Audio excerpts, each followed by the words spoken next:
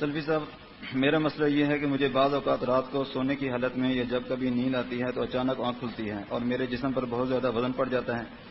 میں اسے ہٹانے کے لیے ہاتھ پاؤں مارتا ہوں تو وہ بھی کام کرنا چھوڑ دیتے ہیں. پھر آیت الکرسی کے لیے زبان ہلاتا ہوں، وہ بھی حرکت نہیں کرتی. کافی زور آزمائی کے بعد میری حالت ٹھیک ہوتی ہے تو پھر ایسا ہوتا ہے. یہ مجھے 7-8 دفعہ ہو چکا ہے. وضاحت فرمائیں. نماز اور اذکار وغیرہ کرتا ہوں. اس کا علاج یہ ہے کہ نماز عشاء کے بعد جا نماز کے اوپر ہی 2 مرتبہ سورہ بقرہ کی آخری 2 آیتیں ذرا سی آواز سے پڑھیں. سونے سے پہلے، بستر پر جانے سے پہلے، کمر لگانے سے پہلے ایک اللہ کے نبی صلی اللہ علیہ وسلم حسن المسلم میں وہ دعا مل جائے گی، اعوذ بکلمات اللہ التامات التی لا یجاوزہن بر ولا فاجر. یہ بڑی اچھی دعا ہے.